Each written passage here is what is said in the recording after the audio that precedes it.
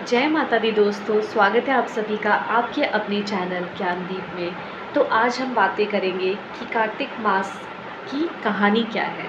कार्तिक मास में भगवान विष्णु धरती पर जल में वास करते हैं, इसलिए इस महीने में ब्रह्म मुहूर्त में स्नान करने का विशेष महत्व है।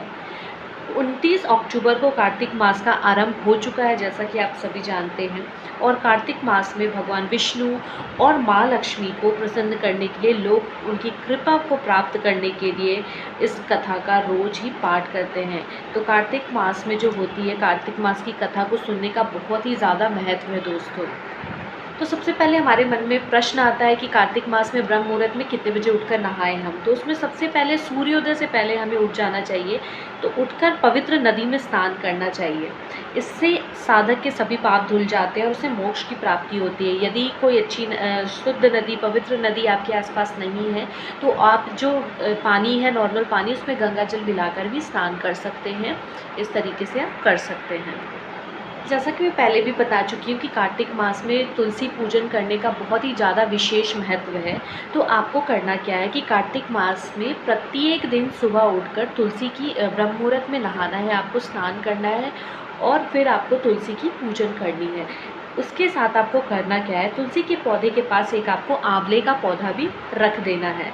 माना जाता है कि आंवले में भगवान विष्णु स्वयं निवास करते हैं। और तुलसी पौधे में घी का दीपक ज़रूर जलाना चाहिए हमें और उसमें धूप दिखाना चाहिए। तुलसी का आह्वान करना चाहिए हमें कि हे तुलसी मैया, आप आए और हमारे सारे संकटों को दूर करें। और इसके बाद रोली, सिंदूर, चंदन और नैवेद्य चढ़ाकर तुलसी जी को लाल या पीले रंग का वस्त्र हमें अवश्य ही चढ़ाना चाहिए दोस्तों। एक महत्वपूर्ण चीज़ आपको बहुत ही ध्यान में रखनी है, जब जो लोग कार्तिक स्नान करते हैं तो उनको यह कदापि नहीं करना चाहिए कि यदि वो तेल लगाते हैं तो उनको, साधक को जो है, स्नान करने के बाद तेल का इस्तेमाल नहीं करना चाहिए। और स्नान करने के बाद ही तुलसी में जल देकर परिक्रमा करनी चाहिए। और शाम के समय में आपको क्या करना है, तुलसी पर घी का दिया जलाना है। चलिए दोस्तों, अब मैं आपको कार्तिक मास की अध्याय 1 की जो कथा है वो विस्तार पूर्वक सुनाने जा रही हूँ। तो कृपया करके आप सुने, हाथ जोड़कर प्रणाम करके। उसको सुनने मात्र से ही बहुत ही विशेष फल आपको मिलती है। नैमिषारण्य तीर्थ में श्री सूत जी ने 88,000 सनकादि ऋषियों से कहा, अब मैं आपको कार्तिक मास की यह कथा विस्तार पूर्वक सुनाता हूँ, जिसका श्रवण करने से मनुष्य के सभी पाप नष्ट हो जाते हैं और अंत समय में वैकुंठ धाम की प्राप्ति होती है।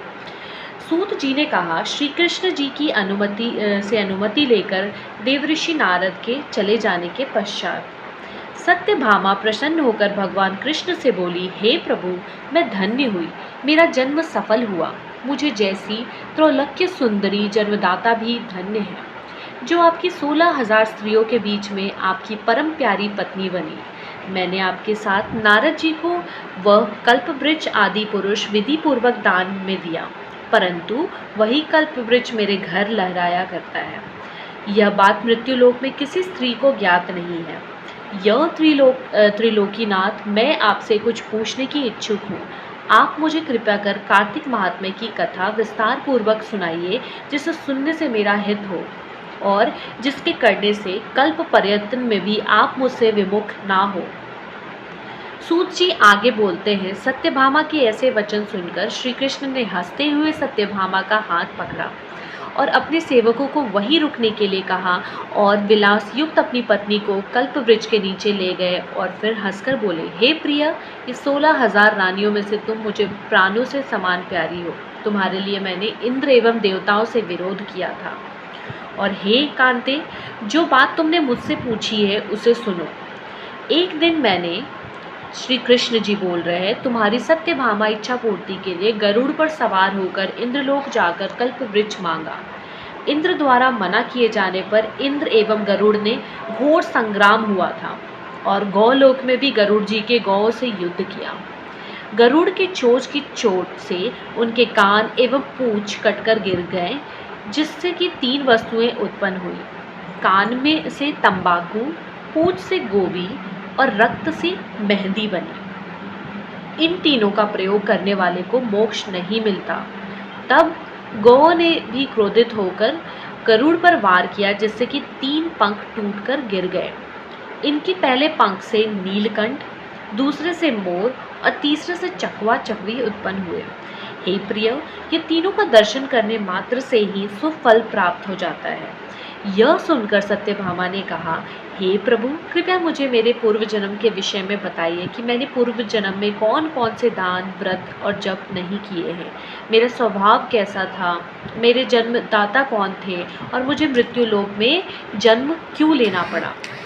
मैंने ऐसा कौन सा पुण्य कर्म किया था जिससे मैं आपकी अर्धांगिनी हुई। तो वो यह प्रश्न पूछ रही है श्री कृष्ण जी से।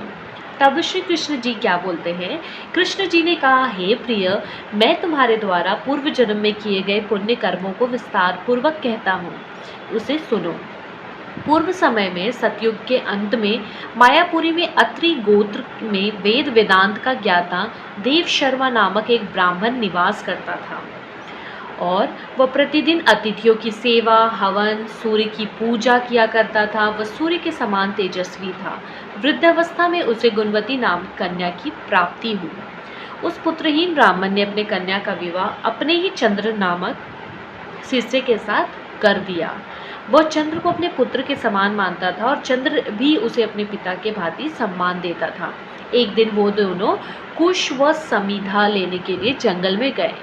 जब वे हिमालय की तलहटी में भ्रमण कर रहे थे, तब उन्हें एक राक्षस आता हुआ वहाँ पे दिखाई दिया। उस राक्षस को देख के भय के कारण उनके अंग शिथिल हो गए और वे वहाँ से भागने में भी असमर्थ हो गए। तब क्या हुआ? तब उस काल के समान राक्षस ने उन दोनों को मार डाला। चूंकि वे धर्मात्मा थे, इसलिए मेरे पार्षद उन्हें मेरे वैकुंठ धाम में मेरे पास ले आए। उन दोनों द्वारा आजीवन सूर्य भगवान की पूजा किए जाने के कारण मैं दोनों पर अति प्रसन्न हुआ। गणेश जी, शिव जी, सूर्य व देवी, इन सब की पूजा करने वाले मनुष्य को स्वर्ग की प्राप्ति होती है। मैं एक होता हुआ भी काल और कर्मों के भेद से 5 प्रकार का होता हूँ।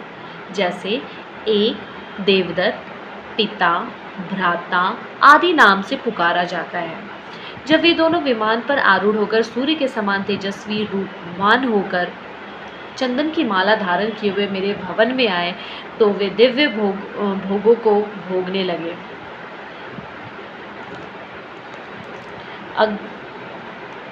तो दोस्तों, अगर आपको यह अध्याय एक पसंद आया हो, अगर आपको यह कथा पसंद आई हो, तो कृपया करके शेयर करें, लाइक करें, कमेंट करें और ज़रूर से ज़रूर बताएं कि आपको कैसा लगा यह कथा।